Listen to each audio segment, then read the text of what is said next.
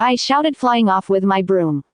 On the way, sister asked everything, like how I trained, my dreams, motivation, and was there any spell I was working on. After a while, "Where are we going, sister? This isn't the way to the capital," I asked. She replied, "We are going to the Grand Magic Zone. I want to know your survival and adaptability skills. I will drop you there and pick you after 7 days." Quote. From my knowledge about Grand Magic Zone, thinking about staying there for 7 days sent a chill in my spine. Hesitantly I asked, "What do I have to do? I saw you use a hovering technique during our fight, but only for a short moment. I want you to complete the technique within 7 days and finally hunt down 10 shadow wolves.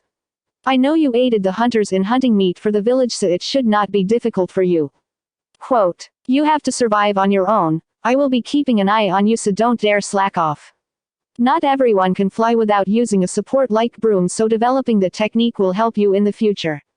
Quote. This woman is a demon, I screamed within my mind. How can you expect something from a 10-year-old that even adults would find difficult? I should not anger her, no one knows what she'll do. It was true that I aided hunters in setting traps or shooting from distance, but I never confronted a mana beast head-on.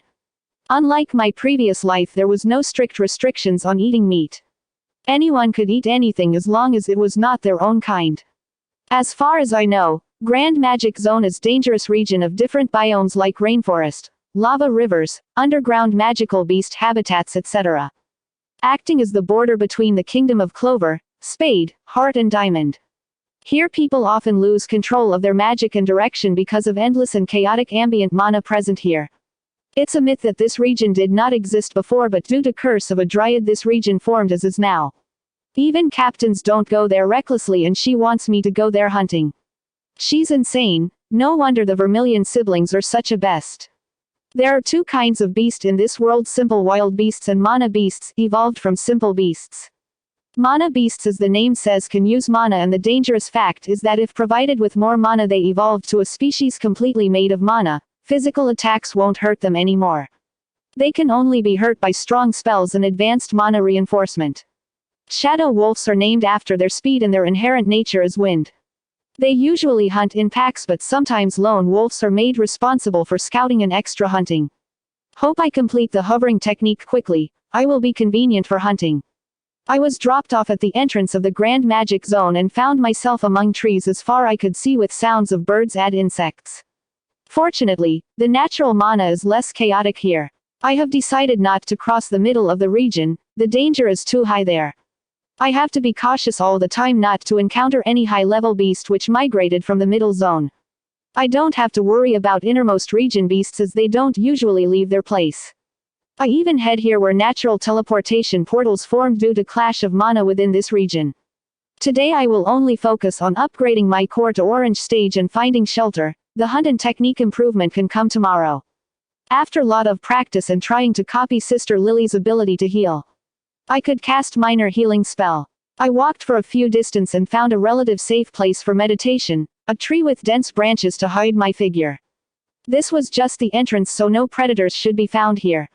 I climbed the tree by propelling myself upwards by creating an explosion from my feet. I sat on the largest branch and started meditating. My mana core stores mana from surrounding in my cells and lets me use it with my body mana while using spells. What I am doing currently is forcefully inserting my body mana to my core to enlarge it. Bit by bit cracks intensified and dark orange core of mana was uncovered. The broken pieces of mana were absorbed by the core. The upgrade increased my mana capacity and filled my body with energy absorbed from the surrounding, pushing my mana limit to 60. Now that I have enough mana, I can grasp the technique of mana rotation. Usually when I fight, my core stops absorbing mana. The technique I want to grasp is my mana core absorbs natural mana during fight, providing me with almost endless mana. But although I would be provided with endless mana, I would be only able to control the amount equal to maximum capacity of my body and core combined. It will be more useful when I get my grimoire, and the power of the spells will almost be doubled with this. When I opened my eyes, it was already evening. As I was thinking what to do next, the screen popped in front of me.